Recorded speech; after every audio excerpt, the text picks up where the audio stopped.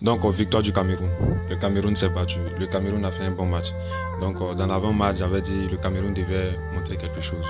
C'était pas sûr que le Cameroun allait se qualifier, mais il fallait que le Cameroun montre quelque chose. En tout cas, le Cameroun n'a pas démérité. Le Cameroun a joué, le Cameroun a battu le Brésil. Donc, c'est une victoire qui va rentrer voilà, dans l'histoire du Cameroun, parce que le Cameroun a joué au football. Le Cameroun a tenu. Donc, une première mi-temps assez mouvementée. Donc le Brésil était supérieur. Voilà, le Brésil avait la possession.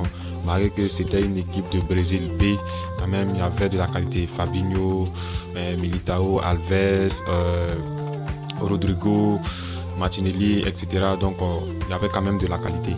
Donc le Cameroun a bien défendu. Le Cameroun en deuxième période a commencé à avoir un peu de situation offensive. Même en première période, avant la première période, il y a eu le coup de tête.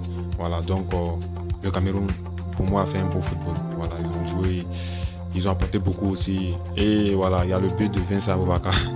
Donc pour Aboubakar, bon, moi je le comprends puisque voilà, Aboubakar fait un gros match. Lui et Choupo-Moting, ils ont beaucoup défendu, ils ont apporté beaucoup. Donc Aboubakar pour lui c'est un rêve. Voilà, c'est un rêve. C'est pas tout joueur africain qui peut se vanter d'avoir marqué le Brésil.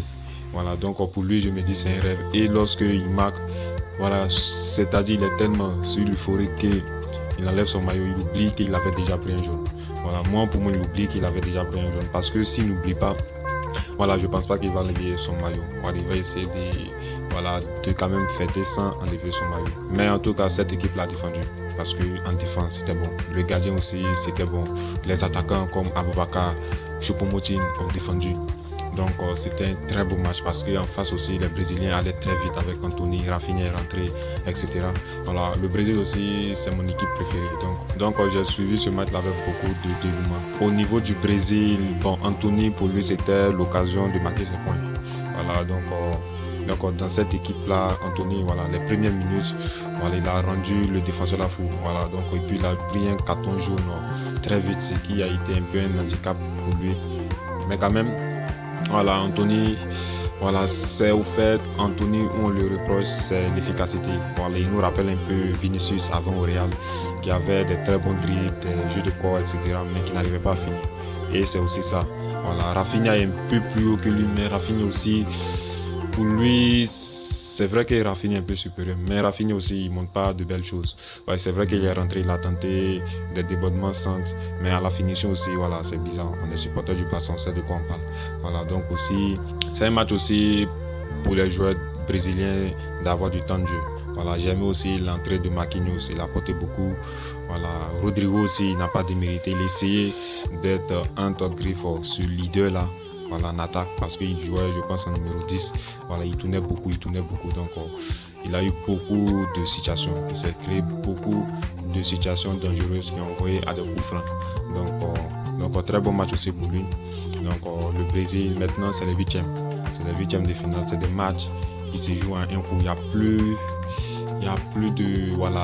plus d'autres chances. C'est-à-dire, on te bat, tu tombes, c'est fini. Il n'y a plus de chance. Tu ne débutes pas un match très bien, tu n'es pas très bien concentré, tu te prends un but, c'est presque fini parce que l'équipe devant va commencer après une chose à défendre beaucoup.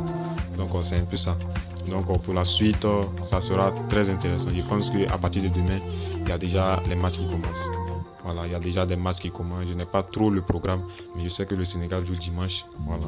Donc le Sénégal, c'est une équipe aussi à suivre. Voilà, donc un joueur aussi au niveau du Cameroun que je voulais quand même voir, c'était Bassogog. Voilà, Bassogog, voilà, j'aimais un peu sa rentrée face à la Serbie, mais je n'ai pas compris pourquoi il n'a pas...